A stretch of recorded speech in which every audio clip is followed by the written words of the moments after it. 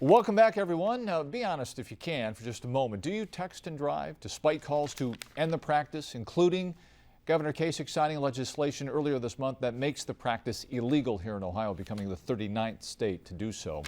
One local community wants to take it a step or a couple of steps further, distracted driving in other forms. Daniel Gordon is a Bowling Green City councilman, recently elected this past January, who's behind this push. And Councilman Gordon, good to have you on the program. Thank you. Thanks for coming in. And let's talk about your election. 22 years old, right? Yes. A recent graduate of Bowling Green State University. Congratulations. Well, thank you so much, Lee. And here you are behind this push to take the governor's texting ban maybe a step further, and elaborate on that if you can. Well, you know, a couple months ago, a constituent or two came to me and expressed interest in having our own texting ban. And this was before the state acted, and you know, the state had a bill in the assembly for some time, but they hadn't really moved forward with it. And so a couple of my colleagues and I decided that, you know, Bowling Green might want to put out our own version. And thankfully, when we were about to introduce it, the state did act, and the governor has signed it into law. So we were very happy with that.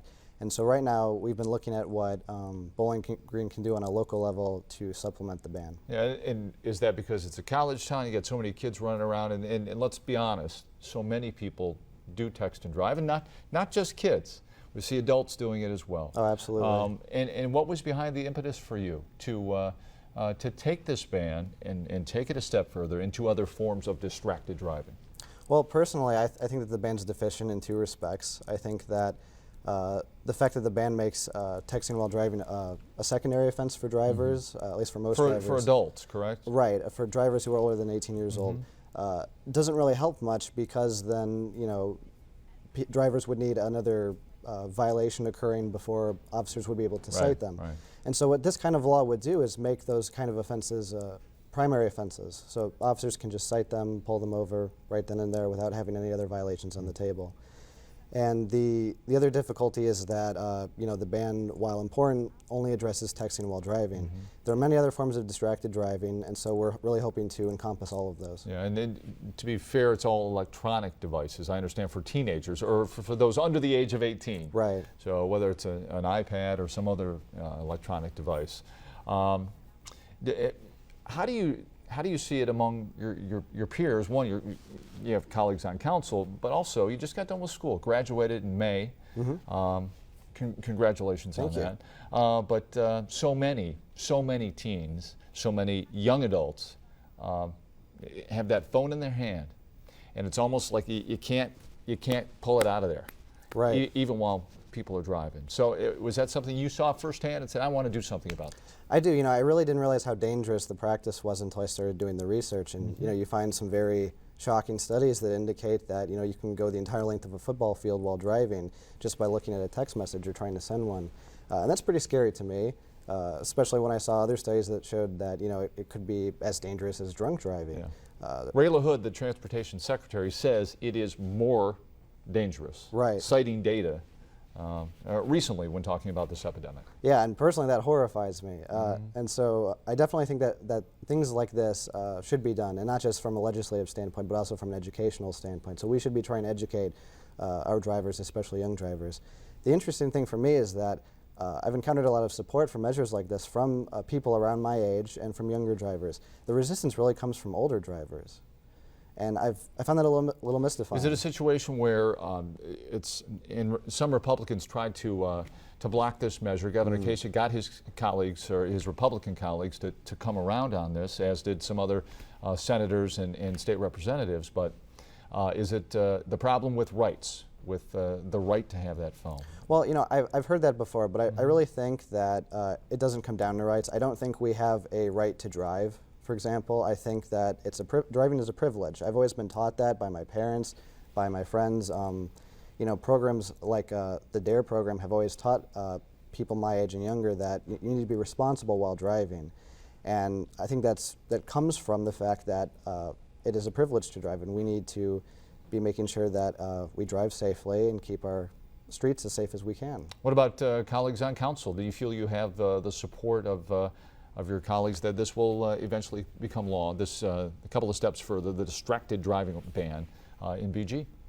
I do. You know, there have been some concerns expressed by a few members, but I do think we have majority support. It's not a very controversial law, at least in theory. Most people think it is about safety here, for sure. Yeah, definitely. And you know, this kind of law has been on the books for decades in a variety of communities around Ohio and around the country. I know, you know, Toledo has one, Sylvania, Cleveland, at least 22 communities here in Ohio, and so it's nothing new. What about enforcement? Talk to Bowling Green Police. Okay, how are we going to tackle this one? If somebody's got a sandwich in one hand, they go for a pop in the other, and they're still behind. I mean, what is distracted driving under the law if it were to be enacted in Bowling Green? Well, you know, it's anything that really prevents somebody from exercising reasonable control of the vehicle. You have to, you know, meet this, you know, this threshold of safety. And the good thing is that, like, our police department actually supports this legislation. So does the city administration.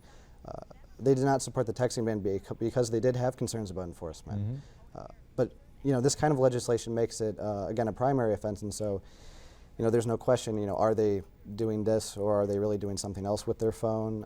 You know, if they see it for more than a few seconds, they can just pull over that driver and stop them and cite them if they desire.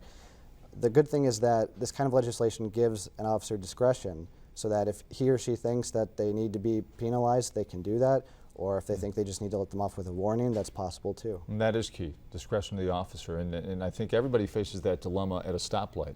You know it's going to be a long light, somebody reach for their phone, check a message, send a text. Is that a violation when you're stopped at a red light?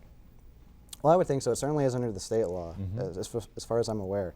You know, the key is that even at a stoplight, you're supposed to be paying attention to the road. Sure. Yeah. Being aware of all the factors that are there as best as you can, you know, as a human being and as a driver. And so really, I do think it would include that. But certainly that's far less dangerous than, say, you know, driving on the speedway while you're checking a text message. Right. It all sounds like common sense.